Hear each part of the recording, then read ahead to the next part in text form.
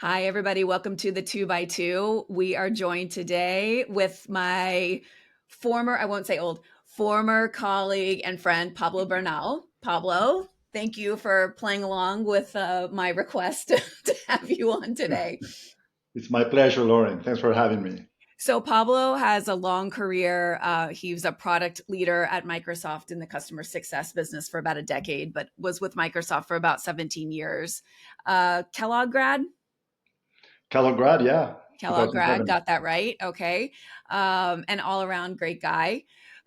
So I wanted to bring Pablo on today. So just for disclosure, I've consulted with Microsoft for many, many, many years, mostly within the customer success business. So I have some familiarity with it, but certainly am not as deep on the product side or on the technical pieces or even on any of the like how it works or the strategy behind it as Pablo is. So I love the customer success industry, though. I think it's a really interesting part and slice of the technology industry that is where the magic really happens for the people that use the technology. So hopefully, we'll be able today to talk a little bit about the industry and what it means for people that may not be quite as familiar with it, and then talk about kind of what does a career in this industry look like and some career transition talk. Great.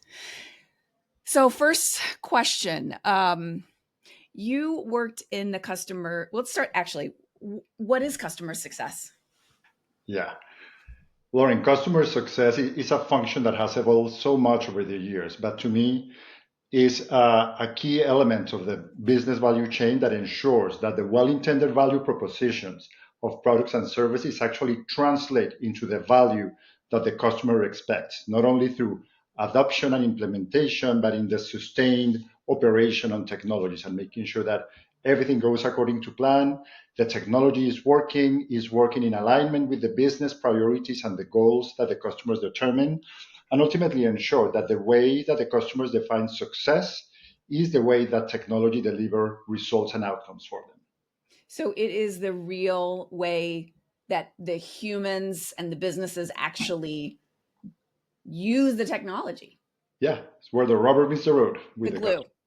Yeah. The glue. No, it's interesting. I think when people that are non-tech, like we work in manufacturing as well, and when I talk to those people, I think they don't realize what a big human element it takes for technology to be successful. As you mentioned, adoption, right? Just getting the tech set up and Mhm. functional, but then getting the humans within the customer to actually use the technology in the way that it was intended to get the most value out of it. And then, of course, to make sure that it continues not only to work properly, but to deliver what the customer's seeking to get Mhm. out of it. That's right. Um, but customer success wasn't always, that's kind of a new term. Like, when did you start to see that term evolve? It is for sure. So I spent 10 years of my career at Microsoft in this function, and it was a very interesting evolution. Initially, it was all about support. We were called enterprise support, and the services that we sold were very centered on the product. It was more product support.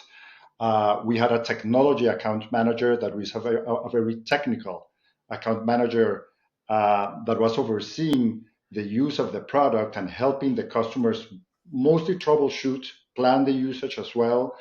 But the emphasis was a lot on reactive support. Customers were basically buying hours of service, trying to estimate how many hours they would use. This was under the old Premier support program that Microsoft had for a very long time. And customers were very worried about, I want to be able to call Microsoft if I need it. If I need to troubleshoot, if something goes wrong, if my application goes down, I want to make sure I have an expert there ready to speak with. Over the years, we realized that the product is just a part of the story, and the customers were really looking at the whole journey of the usage of that product in the function of helping them accomplish their business goals. And there was a bigger picture to focus. So I started seeing an evolution towards success. So from support to success and then the end-to-end experience. And the emphasis went from the product to the customer and the customer goals. It was not anymore about success in using the product, but success in accomplishing the customer goals using the product, and not only one product, but actually interconnected ecosystems that we were selling across on-premise, on the cloud, applications, data, and all the different technologies that Microsoft was selling. And with that, we went from a technical account manager to a customer success account manager. And the title says a lot. It was not as technical, not as much focused on the product, but very much about the customer, the success, and then the alignment of the services towards that success. Did customers at some point start asking different questions? I'm like just thinking through the evolution. Like, was it push or pull? Like, how much of this was the customer started acting differently? The customer started coming with different problems as, you know, people really did shift from on-prem to cloud and on-prem to cloud. Like, Mhm. did their questions and conversations change? For sure. Customers faced an unprecedented amount of change in the last decade with digital transformation, moving to the cloud, modern applications, more recently adopting AI. So they were constantly needing new skills, new technical expertise to help them with these projects that were refreshing every year, pretty much. And the industry, Microsoft as providers and many of its competitors and customers themselves started realizing the importance of services, not only on reacting when help was needed, but actually in planning from the very beginning, that you would have access to that expertise, access to the provider at the right time from the beginning, planning upfront, through deployment, through operation, maintenance, etc. So we became much more planful, and we started emphasizing the importance of that proactive service. It used to be very reactive, as I said, but then we started shifting the packages that we sold towards proactive services. We used to say that ultimately support shouldn't be the emergency room. That couldn't be a healthcare plan. You need all your proactive planning, all your diagnostics, understand your goals, etc., and then deploy the services accordingly. So you actually minimize the reactive support that you will need Yeah. down the line. So there was a paradigm shift for sure. Yeah. I mean, it makes sense. Like, olden days, servers in the building, right? Blue screens of death, Mhm. software loaded on endpoints, stuff broke, right? And stuff needed to be like actual stuff, right? Like things you could touch needed to be fixed. And as you move to the cloud, I mean, I always think of it as like, it's hard for me sometimes because it's so abstract and I'm not a technologist, but it's not about fixing the thing. It's about first you just Mhm. had to figure out what the heck is this? Like, I can imagine going through this period of digital transformation. It's like, oh my gosh, the world is so big. I can do these different things, but who tells me how to do that? You know, like you think about a CIO sitting in I don't know, like let's just say a $500 million manufacturing company and thinking, what what comes next? How do you even start to navigate that without someone who can pick up the call and can advise you rather than repair Yeah. what thing is broken? You're touching on a very important point, and it was that journey of letting go of control that was implied in the move to the cloud. As you said, these large companies had their own data centers, their own metal, they would license software, and they were running the show pretty much. Their needs back in those days were very different as today when they're pretty much using the cloud as a service.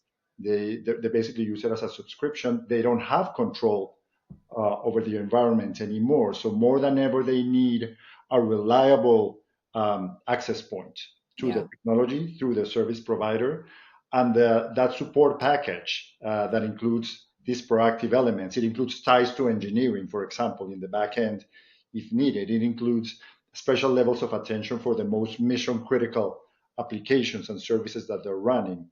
So calibrating those services is more important than ever, given the trust that is placed on the technology now in the cloud provider versus their own data centers in the past. Yeah, it's like the problems, the fixing things got less, but the stakes got higher. Correct. Yeah. Um, it's kind of interesting because I'm asking these questions because I can't imagine the same types of questions are being asked now with thinking through AI. And, you know, it's, again, I go back to my own experience. Like, it's interesting having worked with Microsoft and manufacturing companies. It's like Mhm. literally two ends of like the spectrum where they wouldn't even know really at this point what to ask. And if you propose something to them, they kind of get blank stares. I mean, the amount of advice and guidance that they're going to need is, I mean, it's really big. Yeah, for Um, sure. so take me back to like the war room, the good old days of customer success. What year is this, by the way? Is this like circa 2017, 8? Like when would you say that shift from support to success happened? Yeah, I would say between 2015 and 2020. Okay. It happened at different points in time for different vendors in the industry, but generally that was the time where this trend started taking hold. So just to recap, cloud adoption is happening along with that. The adoption from support, or the evolution from support to success, starts to happen. Mhm. And then at the same time, the business models around these two pieces start to change as well. Um, I still feel like the customer success landscape is kind of fragmented. Like I see companies doing it differently. Some are still embedding success into product, Mhm. i.e., it's a cost center in some ways. Others are making parts of it paid, parts of it included in product. Other companies are making it mostly now a revenue lead and as a product in and of itself. I think you have a unique perspective on this, just being from Microsoft and being with an industry leader who has made it a kind of a mix of a revenue led model and a cost model as well. Like there is still, support and some success included in the product that every customer buys. Um, what do you think about the landscape and companies charging for success or not charging for success? What's your take on it?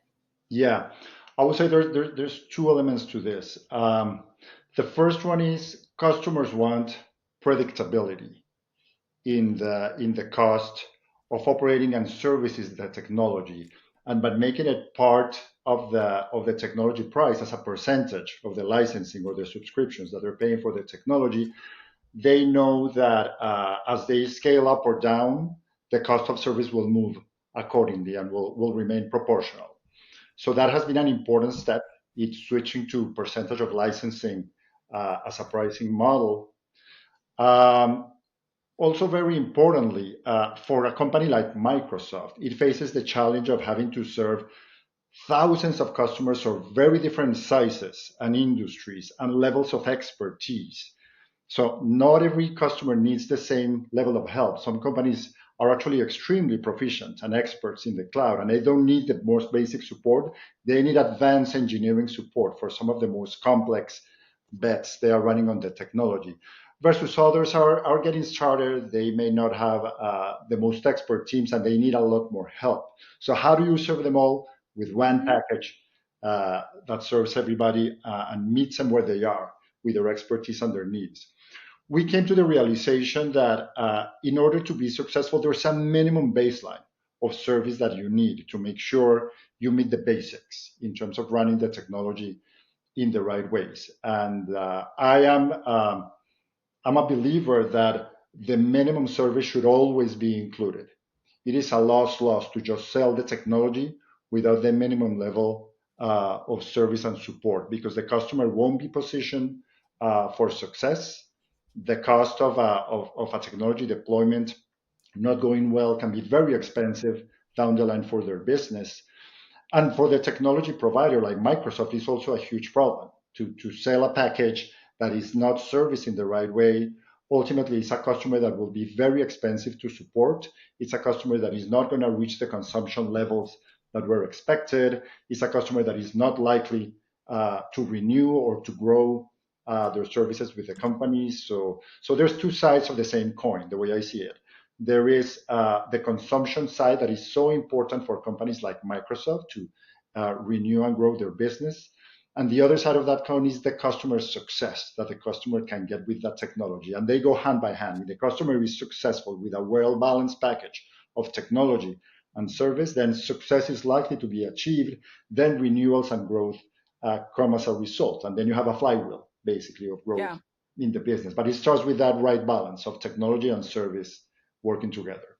Yeah. Okay. So this is really interesting. I should have said this before I asked the question is I bet there's probably 10 people in this, at least in America, but probably in the world that are as close to this as you are.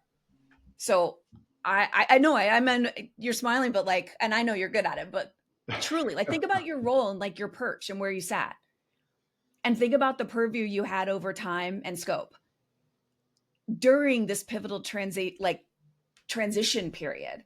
How many people were there? I mean, it's you, the team you worked with, people at GCP, people at AWS. Maybe you could argue there's a couple at Oracle or Salesforce that were approaching this from a different, kind of set of solutions, but similar problems. And then maybe some people at some really, really big global partners.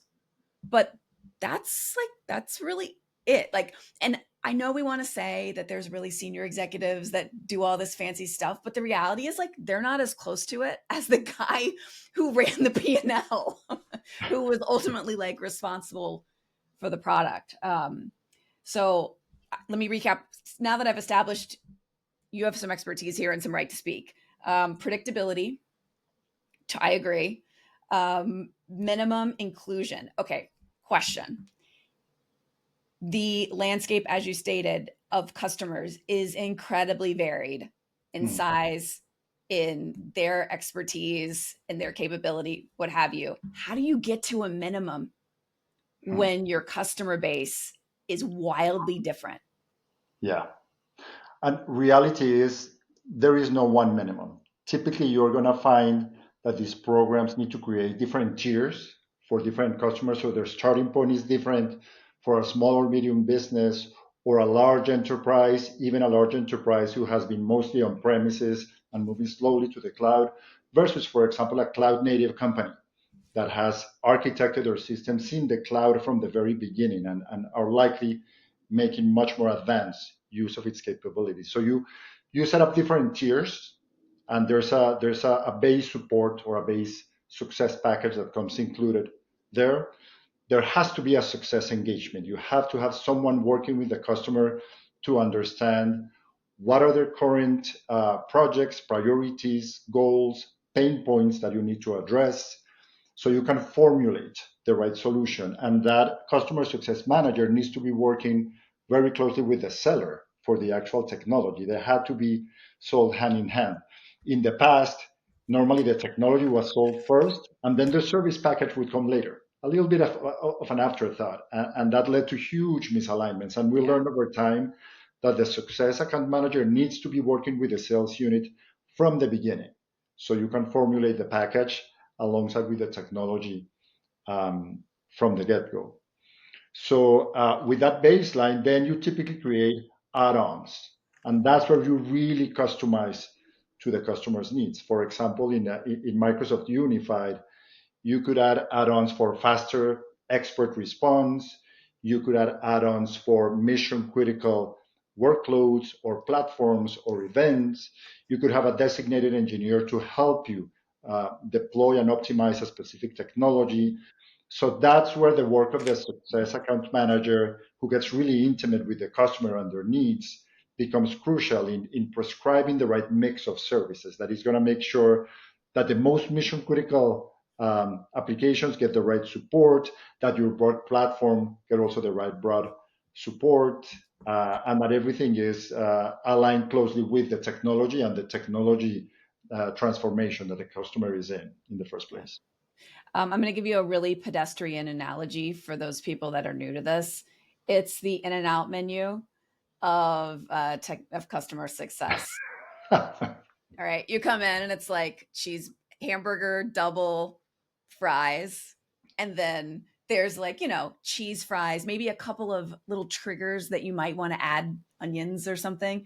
But the reality is there's this whole secret menu with all of the permutations of things that you could do to make something which is seemingly simple on the surface, a truly customized experience, right? You get your cheese fries with whatever you like. Not that I like cheese fries. But for those that are doing it, like, I think there's some interesting marketing in that. And well, my opinion at least is there's some really interesting opportunities as a marketer, which I know you are not, which I secretly am. But there is also some very difficult to execute pieces of what you just said in the sales model. So success manager is aligned to seller, and they work as a happy team to go and work with the customer to make sure the solution is right. And I think in reality, that is very difficult to execute, that it requires people really understanding that secret menu and everything that's on it and how to make the combinations such that it kind of works out for the customer. I know I'm being very simple here, and it's actually like things are spelled out and packaged and a little bit more put together than I'm making it sound like. But just for analogy's sake, you have to have this thing that goes together, because if you don't, then what happens, right? Like, the solution isn't truly what the customer truly needs, meaning then they don't use it. Then the flywheel starts to slow, and then you have, an expensive problem on your hands. What, from your perspective, at least what you could share, obviously don't share anything confidential, but what are some of the complexities that you had to deal with in this space, and how did you and the team start to overcome them? Yeah, you're totally right. This is a complex operating model, uh, for sure. A couple things to keep in mind. You really need to make sure that the roles and the partnership and the incentives between the technology seller and the services seller are very well defined, and that's a partnership that is well balanced. Ultimately, both are going to be competing for dollars in the customer's wallet. That could go to technology or could go to services. So you need to have, of course, very clear principles on how to operate in a way that serves the customer best. So that is one uh, key element there. The other one is customer insight and data becomes really crucial. Like, you need to have at the table not only what the customer is sharing in terms of their priorities, their goals, their pain points, but you need all the insight of what has happened in recent years with the customer, what kind of deployments they have going on with the company, what have been the recurring issues, for example, that we need to double down on to make sure that we address at the root cause.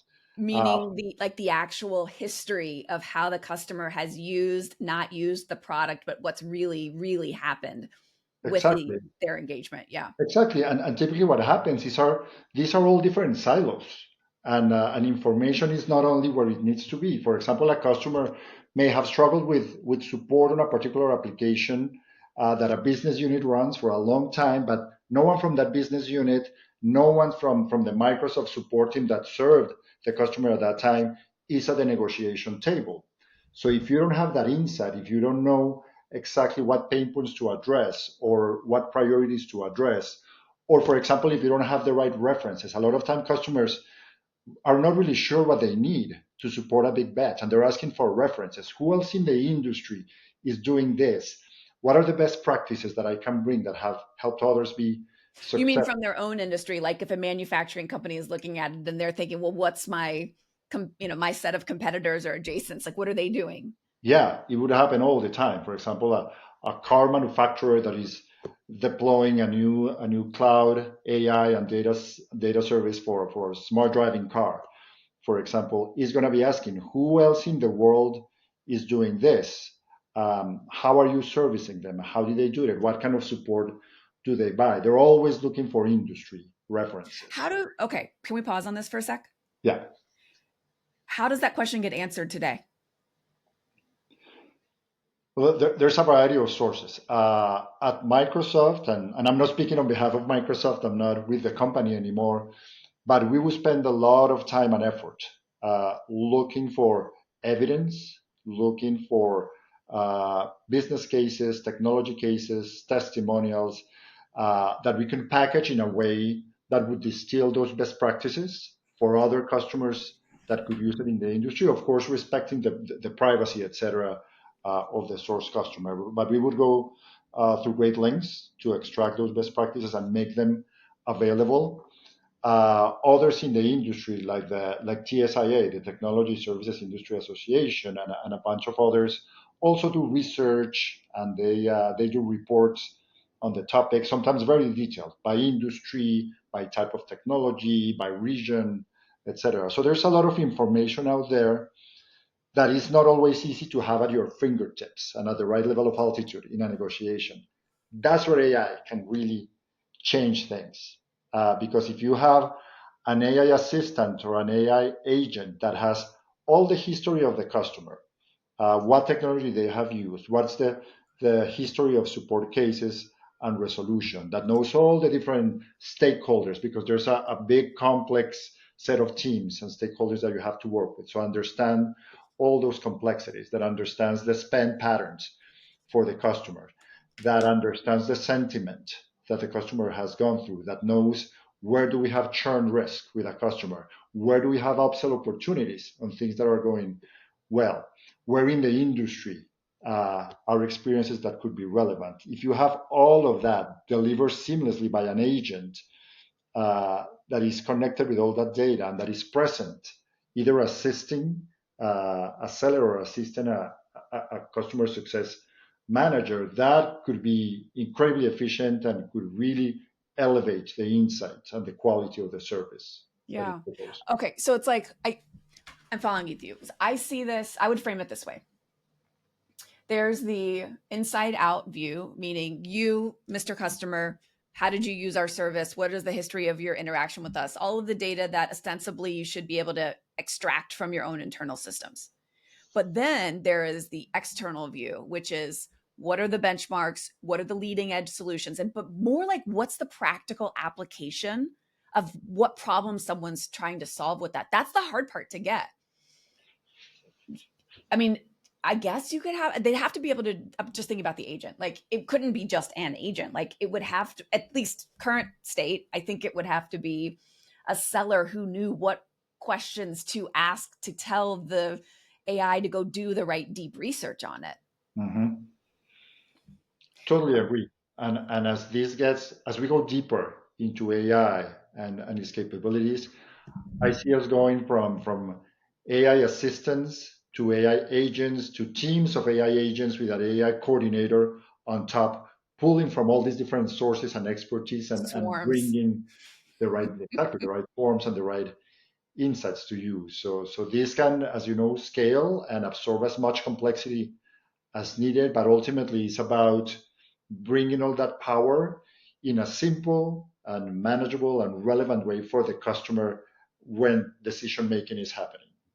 Okay, can I ask like a big question now? Let's imagine we're imagining a world 5 years from now where that model exists. Okay. Mhm. Swarms with a coordinator all run through AI. What's the customer success around that? Hmm. It's a great question. I think the essence of customer success will be relatively stable. Ultimately, customers will have business goals and results and priorities that they're accountable for, and it's a matter of understanding those really clearly. However, how we go about um, proposing technologies and services and then delivering on that service can vary tremendously. So, if all of this is in place already, you're going to have almost perfect information to make optimal decisions at that point on technology, services, pricing, and the negotiation that comes with it, etc. Contracting will also use AI most likely. And then once you're deploying and once that service is at play, you're going to find a whole new level of capabilities from predictive analytics, for example, predicting when something's going to go wrong, predicting when an application is at risk of going down, and sounding the alarm so proper action can be taken at that time. So a lot of problems are going to be avoided in the first place. A lot of the troubleshooting or technical help that is provided to customers can be provided by an AI agent that has the expertise of 1,000 engineers on its training, that has all the context on the customer and its technology usage and patterns and logs, etc., and that can autonomously solve a lot of the problems extremely quickly without any of the pain points and frictions we have today. When these cases go from human to human, the customer have to repeat themselves. Often cases can go unsolved, sometimes for hours or days. But if you have automated agents with all this information and technical expertise available, they're going to be able to prevent a lot of the problems before they happen. They're going to be able to solve the problems autonomously in many cases. And they're going to be able to identify when a human is actually needed, when an engineer is actually needed, and also pull the right expertise at the right time. So what we're looking at is incredibly, incredibly new and superior levels of quality in the service, in the experience itself for the customer, and cost efficiency that will be unprecedented for Yeah. the technology provider. I think it's going to be, I'm just like, brief comparison before we switch to the third topic. We're comparing this next 3 years of intense change and evolution to 2015 to 2018. Buckle up, because Mm. the psychology of pricing on this stuff is about to blow up. Lauren's opinion, okay? Imagine right now you have your quarterly success meeting with your TAM. We're going to call him Joe. You call Joe. You and Joe are buddies. He helps you. He makes you a hero. Sometimes you beat him on the head on price. You call him when you need things. You call him when something broke, didn't get fixed, but it's Joe. And when you're negotiating like the success of course, all of it, but there's still a person. When all of this success, when the success efforts move from in front of your face where you can see it to predictive, preventative, not always, not mostly tied to a human, how, like, what is the price pressure going to be from the customer? And like, what are those conversations going to be like? I don't know if anyone's thinking about that right now, because the customer success is a pretty decent sized amount of a technology buy, but no problems, no value, right? Like, this is why you don't give things away for free, because then people assign zero value to it. So if you Mm. can't give it away for free, but you can't see it, like, how is that going to play out? I don't, I don't know. I don't know. I hope that there are smart people that, that want to figure that out. I think it's going to be really interesting. We'll see. Yeah, it's going to be a fascinating time Mm-hmm. coming up because business models, pricing models are going to look very different. There's going to be a lot of value for the customer in what is proposed. There's going to be more value, less risk. Uh, Exponentially, like exponential value. Totally agree. Totally. And on the technology provider side, there's going to be whole new economies in terms of cost efficiencies, scale, um, the global element of support that is so hard to manage these days. Just to provide support in the right language, done like any language you want, any time of the day, with all the expertise, always available. So there's huge value, huge cost efficiencies that opens the door for the P&L to look differently. So are you gonna pass on some of those efficiencies to the customer as lower price points, or do you have a defensible differentiation that is going to help you actually grab a little bit of margin Mm-hmm. that model? So these AI capabilities that eventually will become ubiquitous for everyone in the industry, I think it's going to come down on who's using the right mix of technology, value, services, all with efficiency, all with the right experience that create differentiation, which ultimately is what is going to command uh, a price premium. Yeah. And of course, there's always uh, the finance teams that these companies work with, and as you know, that is a source of pressure at times, goals that need to be observed by the business. And there's going to be different positions. There's going to be different strategies to capture market share or to preserve market shares, different propositions in terms of price points and business models. So it's going to be a very dynamic time, and it's going to happen very fast. Yeah, it is going to happen really fast. The cloud transformation took 10 to 15 years.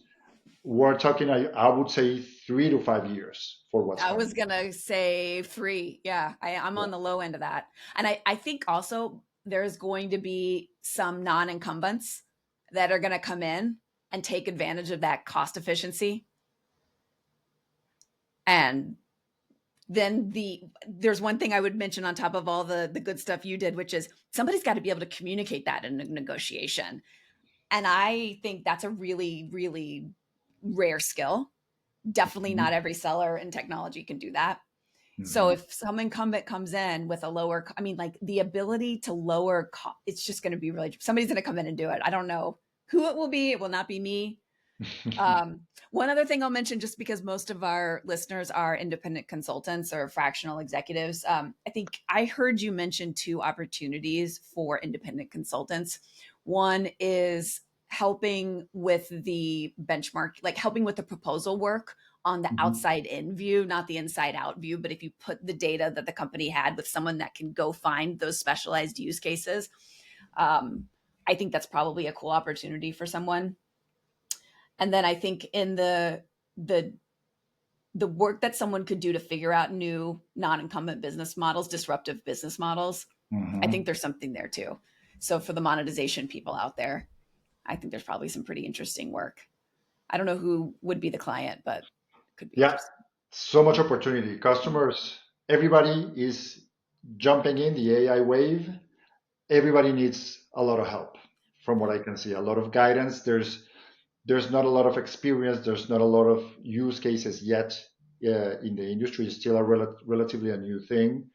So consultants that can come in with the right data, with the right research, with the right guidance that can make things practical, that can capture value quickly and effectively for customers. And specialization will play a role. Of course, a lot of niche players are going to come in with specialization in manufacturing cases or financial sector or government or different parts of the industry. So lots of opportunity for sure, not only on the technology side, but on the business side, because there's a lot more than just the technology at play.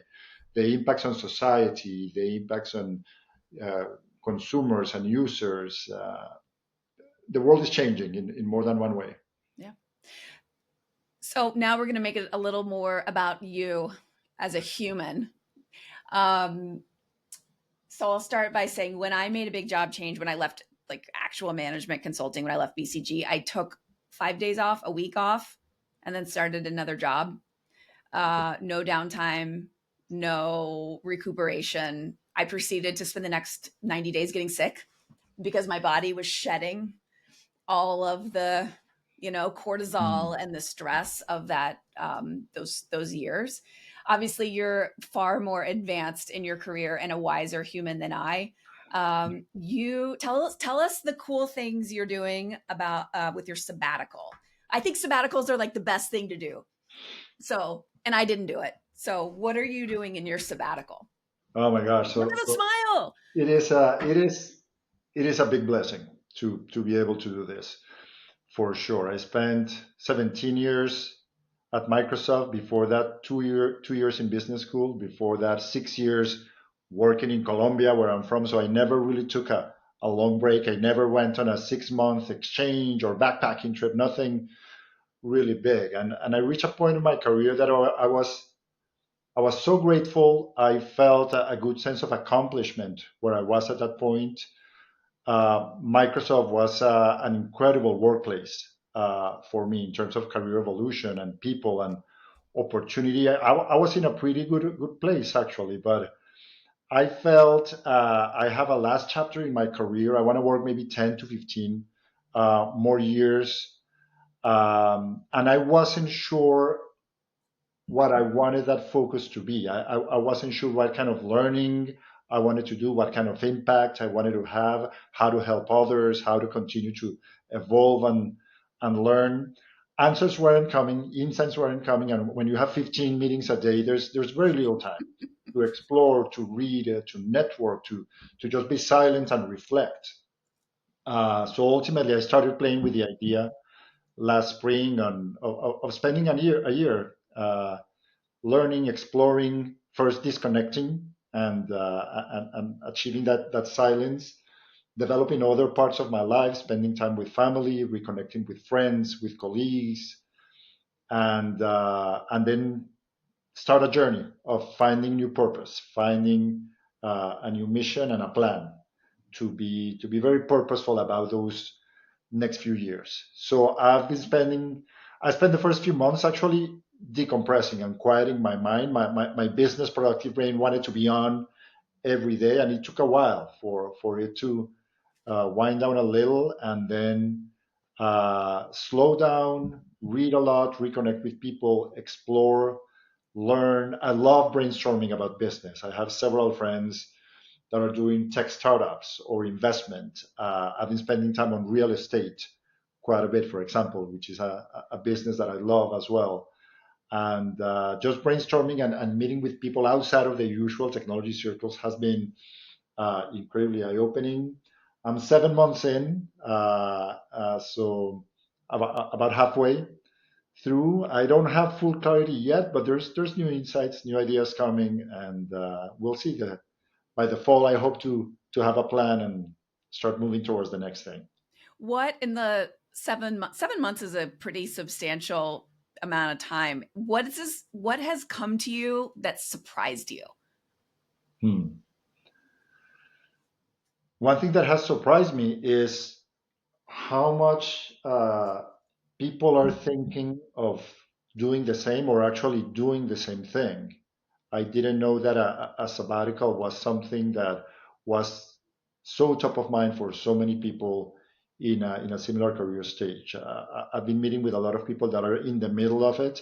There's a few of them that stayed in it. It's been 2 or 3 years. They're still out there in a sabbatical. But it has made me question the way we traditionally have charted our careers during our lives. This work for 35 years, then retire for the next 35, and then you're done. It may make more sense to have actually shorter waves, perhaps 5, 10 year sprints, then some time for reflection, then redeploy yourself in a new way, have more opportunities to reinvent yourself. But it takes time and quiet and some reflection to make those adjustments along the way. Otherwise, inertia will just take you through Mhm. decades, and next thing you know, you're my age. Yeah. I wonder, I have the same conversations with people, by the way, because like a lot of people come to me and they're, they're in their, let's say, late 40s, mid to late 40s, early 50s, and they've checked all the boxes career wise, right? Like they've worked at great brands, they've had really interesting roles, but they got to a point where they were just like, what's the what here? Like this isn't what I'm really supposed to be doing, or I've done it and it's not fun for me anymore, and they've taken this pause. um, but when I think about I wonder if like we're kind of the first generation to do this. Like I don't know if this, like I don't feel like this was a common thing 20 years ago for like leaders or executives to do, to say, okay, I'm Hmm. going to stop for a year, 6 months, 2 years, and that be a normal thing. I kind of think like we're charting it ourselves. Yeah, um have you talked, like have you found anyone that's 15, 20 years ahead of you that's has done this or thinks this is common? for sure. I've had a few mentors and a few friends that completely reinvented themselves. Some went back to school, some trained themselves in a new industry, in a new function. Of course, that the financial situation is always the big Yeah. question mark. Can you afford to take certain risks? Can you afford to jump into the unknown? But I have seen people that are incredibly fulfilled with a new mission, with a new adventure. having the right of impact they want to have, feeling accomplished in new ways. So it's certainly doable. I was raised thinking you really have to think hard. What are you going to do for college? What's going to be your master's? Because that pretty much sets your journey and your career for the rest of your life. Reality is you can be a lot more nimble. You can spend a few years in an industry and take your career in different directions. There's not a single recipe for success. Um, I have teenager kids at home. We talk about this a lot. And what I think is most important is learning how to learn and learning how to adapt. They're going to see change in their lives that I cannot even imagine, and they have to be prepared for whatever the world brings. So college is the first step. Get a good, baseline of skills and life experiences. Start working, and then keep looking for the things that you're passionate about, the things that make you feel fulfilled. See what's happening around you, what opportunities are open, which windows are closing, and don't be afraid of making leaps, making changes, relearning, adapting, and we're all going to have And to do the same resilient. thing, I think. Yeah, resilient. I always thought with my older two stepkids, like I just want them to be resilient, Resilient and just growth mindset land on was your feet. growth So, mindset was probably the biggest thing Microsoft taught me that has served me so well. well, Pablo, thank you so much for spending the hour with me and sharing such great insights and sharing us this new chapter of what you're up to. Yeah, we'll end it there. Thank you so much. My pleasure, Lauren. Thank you so much. See you next time.